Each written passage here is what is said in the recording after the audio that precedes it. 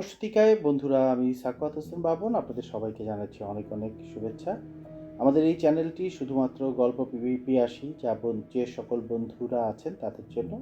আমরা এখানে বিভিন্ন লেখকের গল্প প্রতিদিন একটি করে উপস্থাপন করার চেষ্টা করি। আশা করি আপনাদের ভালো লাগবে। এছাড়াও আমরা বিভিন্ন চ্যানেলে প্রচারিত বিভিন্ন জনপ্রিয় গল্পগুলোকে আমরা এখানে উপস্থাপন করব। যদি আপনাদের ভালো লাগে এবং আপনাদের লাইক, শেয়ার করে মন্তব্য করে আমাদেরকে আপনাদের অনুভূতির কথা জানাবেন। এটি সম্পূর্ণই একটি অবাণিজ্যিক উদ্দেশ্যে তৈরি চ্যানেল। আমরা এই চ্যানেলের মধ্যে কোনো বিজ্ঞাপন অথবা অন্য কোনো কিছুতে এটাকে সংশ্লিষ্ট করব না, যাতে বিরক্তির সৃষ্টি হয়। তো বন্ধুরা, চলুন কথা না বাড়িয়ে আজকে চলে যাই আমাদের গল্প পাঠের অনুষ্ঠানে।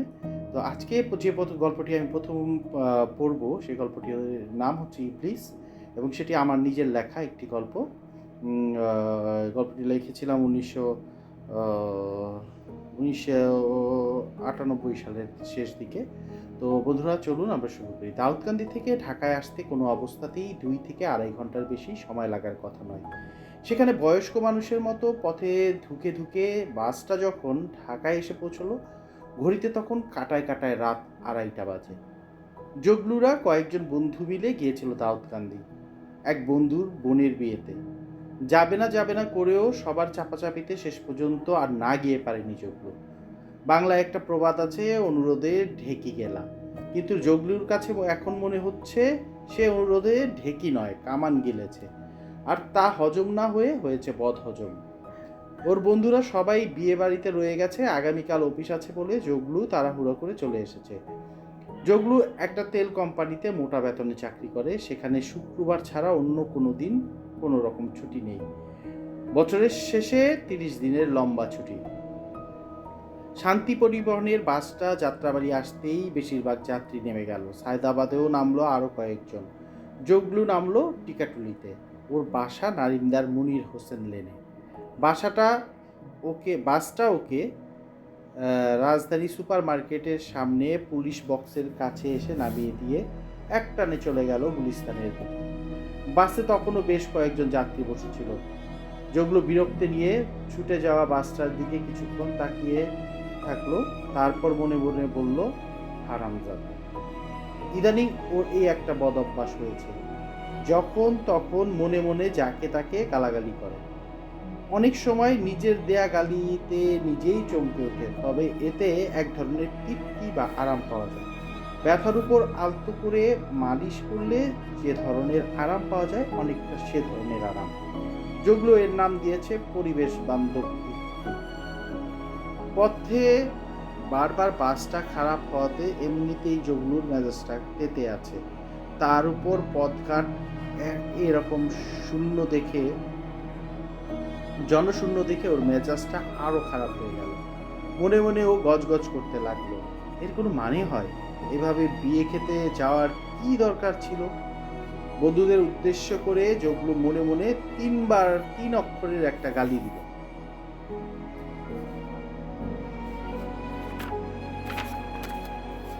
তবে আরাম পেল কিনা সেটা বোঝা গেল না।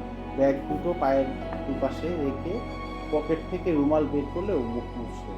জগলুর সঙ্গে দুটো ব্যাগ, একটা লেদারের জার্নি ব্যাগ, তাতে ওর কাপড় চোপড়, অন্যটা সিমেন্টের বস্তা কেটে বানানো বাজারের ব্যাগ। জগলু দাউদকান্দি থেকে বাসার জন্য কিছু মাছ কিনে নিয়েছে। যদিও মাছওয়ালা পলিথিন ব্যাগে বরফ দিয়ে মাছগুলো বেঁধে দিয়েছিল, তবুও জগলু ধারণা মাছগুলো এখন নষ্ট হচ্ছে। বরফ গলে ব্যাগটা থেকে চুইয়ে চুইয়ে ঠান্ডা পানি পড়ছে। সেই সঙ্গে যেন একটু একটু করে মাছের পচা গন্ধ ওর নাকে এসে লাগছে। টিকাটলি থেকে হেঁটেই বাসায় যেতে হবে। এত রাতে রিক্সা পাবার কোনো প্রশ্নই ওঠে না।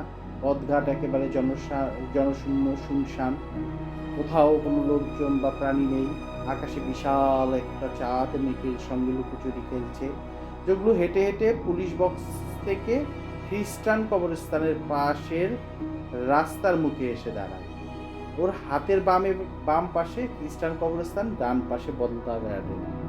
খ্রিস্টান কবরস্থান আর বলদা গার্ডেন এ দুটোর উঁচু প্রাচীর দিয়ে ঘেরা। রাতের অন্ধকারে বলদা গার্ডেন থেকে বড় বড় ইউক্লিয়াস গাছগুলো অজগর সাপের মতো মাথা তুলে দাঁড়িয়ে আছে, যেন শীষ দিয়ে ডেকে যাচ্ছে। চারদিকে ঝুলে থাকা পাতাগুলোকে মনে হয় তাদের লকলকে জীব। হঠাৎ দেখলে গা ছমছম করে ওঠে। জল্লু একবার সেদিকে তাকিয়ে চোখ ফিরিয়ে নিল। তারপর খ্রিস্টান কবরস্থানটার দিকে তাকিয়ে ওর মনে হলো ভেতরের গাছপালাগুলো যেন একটা আরেকটার উপর দিয়ে ঝুঁকে এসে ওর দিকেই তাকিয়ে আছে। জগলু হঠাৎ অনুভব করলো ওর কেমন ভয় ভয় লাগছে। মাথার চুলগুলো মনে হলো একটা একটা করে দাঁড়িয়ে যাচ্ছে। কিন্তু ওর বাস্তববাদী মন ভয় পাওয়ার কোনো কারণ খুঁজে না পেলেও নানান আজে বাজে চিন্তা মনের ভেতর উঠে আসতে লাগলো। জগলু ঘড়ি দেখলো, রাত 2:45 বাজে। তারপর আজে বাজে চিন্তা থেকে নিজেকে মুক্ত করার জন্য এদিক ওদিক তাকিয়ে রিক্সা খুঁজতে লাগলো। একা একা হেঁটে যেতে মন ঠিক সায় দিচ্ছে না। অজানা একটা ভয় একটু একটু করে নিজের অজান্তেই গুটি গুটি পায়ে যেন এগিয়ে আসছে ওর দিকে। জগলু মাছের ব্যাগটা পায়ের কাছে রেখে পকেট থেকে মোবাইল বের করলো। সুইচ টিপ দিয়ে অন করতেই দুবার পিপ পিপ শব্দ করে মোবাইলটা বন্ধ হয়ে গেল। বাসে বসেই ও দেখেছিল মোবাইলের চার্জ প্রায় শেষ হয়ে এসেছে, তাই এখন মোবাইলটা বন্ধ হয়ে যাওয়ায় ও খুব একটা অবাক হলো না। বিরক্তি প্রকাশ করে মোবাইলটা আবার প্যান্টের পকেটে রেখে দিয়ে বলল, না, হেঁটেই যেতে হবে। কবরস্থান হয়েছে তো কি হয়েছে, আল্লাহ ভরসা। জগলু যেই না হাঁটার জন্য পায়ের কাছে রাখা ব্যাগ দুটো তুলে নিয়েছে, ঠিক সে সময় ও খেয়াল করলো রাস্তার অপর পাশে একটা লোক হেলে দুলে হেঁটে হেঁটে ওর দিকেই আসছে। জগলু দেখে মনে হলো লোকটা একটু খুঁড়িয়ে খুঁড়িয়ে হাঁটছে। ও মনে মনে সাহস পেল, যাক বাবা, বাঁচা গেল। সঙ্গে কেউ একজন থাকলে হাঁটা কোনো ব্যাপারই না। খাটো মতো কালো কোট পরা লোকটা জগলুর সামনে এসে দাঁড়ালো। একবার ওর দিকে তাকিয়ে তারপর ওর পাশে রাখা ব্যাগ দুটোর দিকে তাকিয়ে বলল, জনাব, কোনো সমস্যা? জগলু মাথা নেড়ে বলল, না, সমস্যা না। ভালো করে লোকটার দিকে তাকাতেই ও দেখলো লোকটার পরনে কোট প্যান্ট থাকলেও পা দুটো খালি। ও মনে মনে ভাবলো, পায়ে জুতো নেই কেন? এজন্যই বুঝি লোকটা খুঁড়িয়ে খুঁড়িয়ে হাঁটছে। আবার ভাবলো, পাগল টাগল নয় তো। লোকটার মুখের আকৃতিটাও কেমন যেন একটু চ্যাপ্টা আর লম্বাটে। গলাটা মনে হচ্ছে অতিরিক্ত লম্বা, শরীর থেকে বের হয়ে যেতে যাচ্ছে। কোটের কলারের উপর দিয়ে লম্বা গলাটা বিশ্রীভাবে বের হয়ে আছে। জগলুর মানুষকে খুঁটিয়ে খুঁটিয়ে দেখার অভ্যাস নেই, কিন্তু তবুও কেন জানি হঠাৎ উদয় হওয়া এই লোকটার সব কিছুর দিকে জগলুর চোখ অতি সহজেই ছুটে যাচ্ছে এবং বেছে বেছে লোকটার শারীরিক খুঁতগুলো ওর চোখে পড়ছে। ও খেয়াল করলো লোকটার উপস্থিতি ওর মধ্যে এক ধরনের ভীতির সৃষ্টি করেছে। লোকটা ঠিক যেন স্বাভাবিক না, কোথাও যেন একটা সমস্যা রয়েছে। জগলু অস্বস্তি বোধ করতে লাগলো। জগলুকে চুপ করে থাকতে দেখে লোকটা এবার প্রশ্ন করলো, জানাব, কোনো সমস্যা? আমি কি কোনো কাজে আসতে পারি? না, সমস্যা না, তবে কোনো রিক্সা পাচ্ছি না, এটা অবশ্য একটা সমস্যা। জগলু লোকটার দিক থেকে চোখ সরিয়ে রাস্তার দিকে তাকিয়ে বলল, তা কোথায় যাবেন জনাব? এই তো সামনেই। জগলু হাত দিয়ে সামনের টিপু সুলতান রোডটা দেখালো। ও নারিন্দা, আমিও তো ওদিকেই যাচ্ছি। আমিও তো ওদিকটাই যাব, চলুন তবে একসাথে হেঁটে যাই। লোকটা ওর মাছের ব্যাগটার দিকে তাকিয়ে হাসতে হাসতে বলল। জগলু ইতস্তত করতে লাগলো, মনে মনে সিদ্ধান্ত নিতে পারছে না, ঠিক বুঝতে পারছে না লোকটার সাথে ওর যাওয়া ঠিক হবে। লোকটা এবার ওর মুখের খুব কাছে এসে ফিসফিস করে বলল, কি ভয় পাচ্ছেন? তবে থাক, আমি একাই যাই। লোকটার মুখ থেকে বিশ্রী একটা গন্ধ এসে ওর নাকে লাগলো। জগলু ভেতরটা গুলিয়ে উঠল। পেটের ভেতরটা মোচড় দিতে লাগলো। জগলু নিজের মুখে হাত দিয়ে কোনো রকম বলল, না, ভয়ের কি আছে? আপনাকে আবার ভয় কিসের? তারপর থুপ করে রাস্তার এক পাশে একতলা থুতু করল। লোকটা খ্যাঁক খ্যাঁক করে হেসে বলল, জি, ঠিক বলেছেন। আমাকে আবার ভয়ের কিসের? আমাকে আবার ভয় কিসের? জগলু ব্যাগ দুটো হাতে নিয়ে হাঁটতে শুরু করতেই লোকটা ওর পাশে পাশে হাঁটতে লাগলো। ব্যাগের ভেতর মনে হচ্ছে মাছ আছে, তাই না জনাব? জগলু অনেকটা চমকে উঠে লোকটার দিকে তাকালো। অন্য কেউ অন্য কেউ হলেও অবাক বিস্ময় নিয়ে ও পাল্টা প্রশ্ন করতো, ব্যাগের ভেতর যে মাছ আছে সেটা আপনি কি করে জানলেন? কিন্তু জগলু কোনো প্রশ্ন না করে শুধু ছোট করে বলল, মাছ রয়েছে। মনে মনে ভাবলো, ব্যাগের ভেতরে যে মাছ আছে সেটা বুঝতে আইনস্টাইন হতে হয় না, একটু জ্ঞান থাকলেই এমনিতেই বোঝা যায়। যেভাবে ব্যাগ থেকে চুইয়ে চুইয়ে পানি পড়ছে সেটা দেখলেই বোঝা যায় যে ব্যাগের ভেতরে মাছ জাতীয় কিছু রয়েছে, আর সেই মাছকে তাজা রাখার জন্য বরফ দেওয়া হয়েছে, আর বরফ গলে পানি পড়ছে। তার উপর ঘ্রাণ শক্তি যদি একটু প্রখর হয় তবে তো কোনো কথাই নেই, ঘ্রাণ শুকেই বলে দেওয়া যায় যে ব্যাগের ভেতরে কি আছে। কেননা ইতিমধ্যে ওর মনে হয়েছে ব্যাগের ভেতরে থাকা মাছগুলো গন্ধ ছড়াচ্ছে, সুতরাং লোকটার ঘ্রাণ শক্তি প্রখর। বাগা পাবদা আর ট্যাংরা মাছ, তাই না জানো? কথাটা বলেই লোকটা আবার ব্যাগের দিকে তাকিয়ে তারপর সামনের দিকে তাকায়, মুখে বিশ্রী রকমের একটা হাসি। এবার কিন্তু চোখগুলো চমকে গেল, বুকের ভেতরটা কেমন যেন থক করে উঠল। শুধু শুধু জগলু কেন, যে কোনো মানুষই কথাটা শোনার পর চমকে ওঠার কথা, যে কোনো মানুষেরই কথাটা শোনার পর চমকে ওঠার কথা। অচেনা একটা লোক হুট করে উদয় হয়ে গণকের মতো বলে দিচ্ছে ব্যাগের ভেতরে কি কি মাছ রয়েছে, ব্যাপারটা ঠিক স্বাভাবিক না। দাউদকান্দি বাজারে বড় বড় পাবদা মাছগুলো দেখে চোখগুলো বেশ অবাক হয়েছিল। মাছওয়ালা বলেছিল, স্যার নিয়ে যান, এগুলো বাগা পাবদা, সবসময় পাওয়া যায় না, একবার খাইলে সারা জীবন মুখে সোয়াদ লাইগা থাকবো। জগলু নিজে পাবদা মাছ খায় না। পাবদা কেন, এক ইলিশ ছাড়া কোনো মাছই ও খায় না। তবুও মাছগুলো কিনে নিয়েছে ওর বাবার কথা ভেবে। ওর বাবা বরিশালের মানুষ, কথায় কথায় মাছের গল্প শোনায়। বাবার গল্পের মধ্যে এই বাগা পাবদা মাছের গল্পও আছে। তাই বাগা পাবদা নামটা শুনেই জগলু বাবার জন্য মাছগুলো কিনে ফেলেছে। মায়ের জন্য কিনেছে তার প্রিয় ছোট ছোট ট্যাংরা মাছ। জগলুর বাবা বেশ কিছুদিন যাবৎ অসুস্থ হয়ে বিছানায়, ডাক্তার রোগ সারাতে পারছে না। আগামী মাসে তার জগলুর বড় বোন টুম্পার কাছে আমেরিকায় যাওয়ার কথা আছে, ভিসাও হয়ে গেছে, সেখানেই চিকিৎসা হবে। জগলু লোকটার প্রশ্নের কোনো উত্তর না দিয়ে হাঁটতে থাকলো। মুখে কথা না বললেও ওর মনের ভেতর ঝড় বয়ে যাচ্ছে, বারবার নানা প্রশ্ন উঠে দিচ্ছে, সেই সঙ্গে এক ধরনের ভয় কাজ করছে। জগলু আসলে লোকটাকে প্রশ্রয় দিতে চাচ্ছে না। ভয় হলো চুইংগামের মতো, টানলে বড় হতেই থাকে। তা কত দিয়ে কিনলেন জনাব? লোকটা জগলুর প্রায় কানের কাছে মুখ এনে ফিস ফিস করে জিজ্ঞেস করল। আবারও পচা গন্ধে জগলুর পেট গুলিয়ে উঠল। জগলু এবার চট করে সরে যায়, তারপরে মনে মনে বলে, সেটাও আপনি জানেন নিশ্চয়ই। একটু রাগতভাবে কথা বলতে ইচ্ছে করলেও জগলু নিজেকে সামলে নিয়ে লোকটার দিকে ঠান্ডা চোখে তাকায়, তারপর বলে, আপনি আসলে কে? কথাটা বলার সঙ্গে সঙ্গে জগলু টের পেলো ওর মাথাটা আবারও ঝিমঝিম করছে, ঘাড়ের পেছনের লোমগুলো একটা একটা করে দাঁড়িয়ে যাচ্ছে। এর মানে হচ্ছে ও এখন ভয় পাচ্ছে। আমি কে?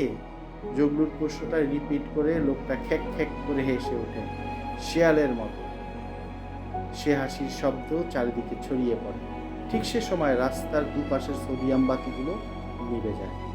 জগলু দাঁড়িয়ে পড়ে, সব ফেলে ওর দৌড়ে পালাতে ইচ্ছে করে, কিন্তু চিন্তাটা দ্রুত মাথা থেকে ঝেড়ে ফেলে জোরে জোরে হাঁটতে থাকে। মনে মনে ভাবে, এভাবে মাছ আনাটা ঠিক হয়নি, নিশ্চিত খারাপ কোনো জিনিসের পাল্লায় পড়েছে। এ ধরনের জিনিসের কথা বাবার কাছে অনেকবার শুনেছে, যদিও জিনিসটা একবারও যদি জিনিসটা একবার বুঝতে পারে ও ভয় পেয়েছে, তাহলে আজ আর ওর রক্ষে নেই। জগলু ডান পাশ দিয়ে কোনো শব্দ না করে এই লোকটা হাঁটছে। 520 টাকা, তাই না? উত্তরটা দিয়ে এই লোকটা আবার হেসে ওঠে। জগলু এবার দাঁড়িয়ে পড়ে, সোজা লোকটার চোখের দিকে তাকিয়ে প্রশ্ন করে, আপনি কে?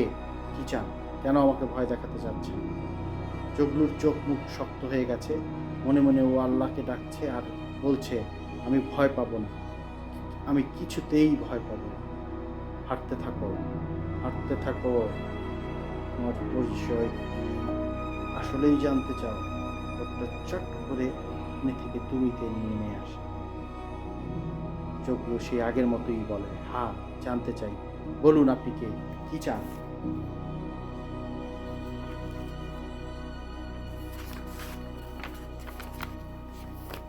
তোমার সঙ্গ চাই।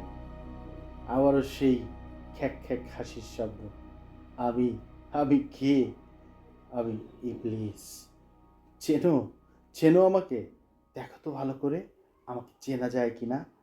আমার নাম শুনেছ নিশ্চয়ই।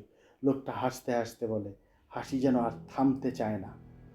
জগলুর মনে হয় এটা কি কোনো মাস্তান টাস্তানের নাম, কিন্তু পরক্ষণেই চট করে ওর মনে পড়ে যায়, ইবলিস, ইবলিস শয়তান নয় তো?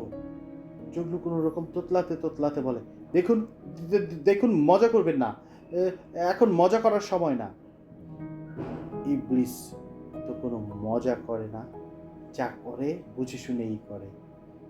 মজা করে মানব জাতি, আশরাফুল মাখলুকাত, সৃষ্টির সেরা জীব। ফু, কথাটা বলেই লোকটা ঠোঁট বেঁকিয়ে ফু করে একটা শব্দ করে, তারপর বিকট শব্দে হাসতে থাকে। সে শব্দে আকাশ বাতাস কেঁপে ওঠে। জগলু কি করবে বুঝতে পারে না, চোখ বড় বড় করে লোকটার দিকে তাকিয়ে থাকে। এই মুহূর্তে ওর মাথা কাজ করছে না, যেন হঠাৎ করে এই চিন্তা শক্তি লোপ পেয়েছে। ও মনে মনে দোয়া কালাম পড়তে চেষ্টা করে, কিন্তু কোনো কিছুই মনে আসে না। অথচ জগলু কোরআন শরীফ বেশ শুদ্ধভাবে পড়তে পারে। পারবা না, পারবা না, কোনো দোয়া বা আয়াতই এখন তোমার মনে পড়বে না, বা তুমি মনে করতে পারবা না। তোমাকে আমি সব ভুলিয়ে দিয়েছি। আমার অনেক ক্ষমতা, আমার ইচ্ছেই এখন তোমার কর্ম। হাঁটতে থাকো, হাঁটতে থাকো, হাঁটতে থাক, একদম থামবি না। লোকটা এবার তুমি থেকে তুই বলতে শুরু করে। ডবলুর হঠাৎ মনে হয় লোকটা ওর সঙ্গে রসিকতা করছে না তো, কঠিন রকমের কোনো রসিকতা। পরে বন্ধু বান্ধবের কাছে ও এ ঘটনা বর্ণনা করে মজা করবে। যেগুলো হঠাৎ ঘুরে দাঁড়িয়ে বলে, আপনি যেই হন না কেন এখান থেকে চলে যান, চলে যান বলছি। লোকটা কুতু কুতু চোখে তাকিয়ে বলে, তাকিয়ে লোকটা কুতকুতে চোখে কিছুক্ষণ জগলুর দিকে তাকিয়ে থাকে। তারপর ফোঁস করে একটা নিঃশ্বাস ছেড়ে বলে, তোর বিশ্বাস হচ্ছে না যে আমি ইবলিস, তাই না? লোকটার চোয়াল দুটো শক্ত হয়ে উঠেছে। আবচ্ছা আলোতে জগলু তা দেখতে পায়। আপনি যেই হন না কেন আমার তাতে কিচ্ছু যায় আসে না, এখান থেকে চলে যান, আমাকে বিরক্ত করবেন না। আমি কিন্তু চিৎকার করব, কর, যত খুশি চিৎকার কর, দেখ তোর গলা দিয়ে শব্দ বের হয় কিনা। জগলু সত্যি সত্যি চিৎকার করতে চেষ্টা করে টের পায় ওর গলা দিয়ে কোনো শব্দ বের হচ্ছে না। লোকটা আবারও বিশ্রীভাবে হেসে ওঠে। জঘন্য সে হাসির শব্দে রাত্রির আকাশ বাতাস যেন ধ্বংসের নাচন লেগে যায়। আকাশ বাতাসে যেন ধ্বংসের নাচন লেগে যায়। জগলু কোনো মতে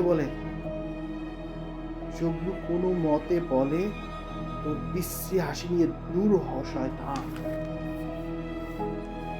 তাহলে সুন্দর কোনো মেয়ের কণ্ঠে হাসি, যা শুনেই তোর ভেতর প্রেম জেগে উঠবে, আমাকে হাত দিয়ে ছুঁয়ে দিতে ইচ্ছে করবে, আদর করতে ইচ্ছে করবে, শরীরে শরীর ঢলাঢলি খেলতে ইচ্ছে, শরীরে শরীর লাগিয়ে ঢলাঢলি খেলতে ইচ্ছে করবে, চুমু খেতে ইচ্ছে করবে বলে এই লোকটা মেয়ে কণ্ঠে হেসে ওঠে। যোগী নিজের চোখকে কানকে বিশ্বাস করতে পারে না। ওর কাছে মনে হলো ওর মাথা ঘুরে পড়ে যাবে। চোখ বন্ধ করে ফেলে ও। তারপর মনে মনে বলে, আমি যা দেখছি তা সব ভুল, আমার অবচেতন মনের কল্পনা। ভূত পেট বলে কিছু নেই, কিচ্ছু নেই। শোনো জগলু মিয়া, ভূত পেট বলে কিছু নেই সত্যি, কিন্তু ইবলিস বলে তো কিছু আছে। আমি হচ্ছি সেই কিছু, মানে ইবলিস। চোখ খোল, আমাকে দেখ, আমার সঙ্গে প্রেম প্রেম খেল। নারী কণ্ঠে কথাগুলো বলে সে খিলখিল করে হেসে ওঠে। যেগুলো আবারও চমকে যায়, কেননা এই হাসির শব্দটা তিথির। তিথি জগলুর খালাতো বোন, গত মাসে যার বিয়ে হয়েছে। চোখ খোলো জগলু, এখন তো এখন তো তোর ইচ্ছে বলে আর কিছু নেই, আমার ইচ্ছেই তোর ইচ্ছে। জগলুর মনে হলো ওর চোখ আপনা আপনি খুলে যাচ্ছে। বন্ধ করে রাখার চেষ্টা করেও চোখ বন্ধ করতে পারছে না। চোখ খুলে বিস্ময় ও হতবাক হয়ে যায়। সামনে যে দাঁড়িয়ে আছে সে আর কেউ নয়, সে তিথি। এ কি করে সম্ভব? আমি ভুল দেখছি, আমি ভুল দেখছি, সব মিথ্যে, সব ভুল। জগলু বীর বীর করে বলে, কি আমার সঙ্গে প্রেম প্রেম খেলতে ইচ্ছে করে না বুঝি? তিথি ভুল নাচিয়ে প্রশ্ন করে। বিয়ে হয়েছে তো কি হয়েছে, এসো প্রেম প্রেম খেলি। ছাদের সিঁড়ির কথা মনে নেই? চলো। ওইভাবে আবারও শরীরে ঘষাঘষি করে খেলি। হাসতে থাকে, তারপর হাসি থামিয়ে বলে, কামরানের কথা ভেবো না, ওটাকে ধাক্কা দিয়ে ট্রেনের নিচে ফেলে দেবো, তারপর তুমি আর আমি পিটিস পিটিস। হেসে উঠে তিথি, একটু থেমে আবারও বলে, কামরান কুকুরটা ইম্পোর্টেড, তুমি বেশ মোটা তাজা, অনেক মজা হবে। এসো, আমাকে জড়িয়ে ধরো জগলু, এসো আমার দেবদাস, আদর করো আমায়। আর লুকিয়ে লুকিয়ে পানি খেতে হবে না, জগ থেকে এবার ঢক ঢক করে শরবত খাও। নাও ধরো, ছুঁয়ে দেখো আমায়। তিথি বুকের উপর থেকে কাপড়টা সরিয়ে ফেলে, তারপর হা হা হা হা করে হাসতে থাকে। জগলু দ্রুত চোখ বন্ধ করে ফেলে। ওর মনে হয় ওর দম বন্ধ হয়ে যাচ্ছে, শ্বাস ফেলতে কষ্ট হচ্ছে। তিথিকে সিঁড়িতে চুমু খাবার কথা পৃথিবীর আর কেউ জানে না। সত্যিকারের তিথি কোনো অবস্থাতেই ওর সঙ্গে এভাবে কথা বলতে পারে না, কোনো অবস্থাতেই না, মরে গেলেও না। যে করেই হোক এ অবস্থা থেকে মুক্তি পেতে হবে। নিশ্চয়ই আমার কঠিন কোনো রকমের হ্যালুসিনেশন হচ্ছে। যা দেখছি সব ভুল ভ্রম। জগলু মাথা ঝাঁকাতে চেষ্টা করে, যেন মাথা ঝাঁকালে আবার সব ঠিক হয়ে যাবে।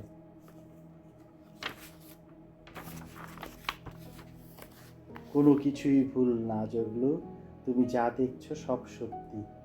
তুমি শুধু তিথির উপরটা দেখেছ, ভেতরটা দেখোনি। কোনো মানুষের পক্ষে তা দেখাও সম্ভব না। মানুষ হয়ে অন্য মানুষের মনের খোঁজ পাওয়া অসম্ভব ব্যাপার। মনের খোঁজ জানে শুধু আল্লাহ, আর জানে ইবলিস, মানে আমি সেই ইবলিস। লোকটা এবার হাসতে থাকে, তবে এবার আর আস্তে আস্তে আগের রূপ তবে লোকটা আবারও হাসতে থাকে, তবে এবার আর তিথির কণ্ঠে নয়, আবার পুরনো শেয়ালের মতো খেক খেক খেক করে সেই হাসির শব্দ। তিথি থেকে লোকটা আস্তে আস্তে আবার আগের রূপে ফিরে আসে। জগলুর কাছে মনে হয় ওর পাগুলো যেন মাটির সাথে গেঁথে গেছে, কে যেন মাটির নিচ থেকে ওকে টানছে। শত চেষ্টা করেও জগলু পা নাড়াতে পারছে না। তারপরেও মনের সব শক্তি এক করে নিজেকে বোঝাতে চেষ্টা করে, ভয় পেলে চলবে না, ভয় পেলে চলবে না, আল্লাহ আছেন, আল্লাহ আছেন, আল্লাহই সর্বশক্তিমান, আল্লাহ আমাকে বাঁচাও। জগলু হঠাৎ আল্লাহু আকবার বলে চিৎকার করে ওঠে। ঠিক সে সময় উল্টো দিক থেকে তীব্র আলো এসে পড়ে জগলুর শরীরে। জগলুর সঙ্গে সঙ্গে মাথা ঘুরে মাটিতে রাস্তার পাশে ড্রেনে পড়ে যায়। কয়েকটা পা আশেপাশ থেকে ছোটাছুটি করে ওর দিকে ছুটে আসে, ওকে ড্রেন থেকে টেনে তুলে। জগলু তাকিয়ে তাকিয়ে দেখে মাছের ব্যাগটা ছিঁড়ে বড় বড় পাবদা মাছগুলো লাফিয়ে লাফিয়ে ড্রেনে পড়ে যাচ্ছে। জগলু তাদের আটকাতে চেষ্টা করেও পারে না, শুধু ফেল ফেল করে তাকিয়ে থাকে। গল্পটা এখানেই শেষ হয়েছে। তারপরে লেখক লিখেছেন পরিশেষ। রাতের টহলে বের হয়ে নারিন্দা পুলিশ ফাঁড়ির সেকেন্ড অফিসার তমাল কান্তি সাহা জগলুকে খ্রিস্টান কবরস্থানের কাছে ড্রেন থেকে উদ্ধার করে ঢাকা মেডিকেল কলেজে ভর্তি করে। সেদিন জগলুর সেদিন ভোরেই জগলুর খালাতো বোন তিথির স্বামী ইঞ্জিনিয়ার কামরান অস্ট্রেলিয়ার মেলবোর্নে ট্রেন অ্যাক্সিডেন্টে কাটা পড়ে মারা যায়। কামরান বিয়ের সপ্তাহখানেকের পরে একটা সম্মেলনে অংশ নেওয়ার কথা ছিল, সেজন্য সে সেখানে অস্ট্রেলিয়ায় গিয়েছিল। তো বন্ধুরা, আজকে আমরা প্রথম গল্পটা শুনলাম ইবলিস। আশা করি আপনাদের ভালো লেগেছে। যদি ভালো লেগে থাকে তাহলে লাইক শেয়ার করে আমাদের সঙ্গে থাকুন, এবং পরবর্তীতে আমরা আবার আসছি নতুন একটি কোনো গল্প নিয়ে। যে যেখান থেকে আমাদের এই গল্পটি শুনছেন সবাইকে অনেক অনেক ধন্যবাদ। আসসালামু আলাইকুম।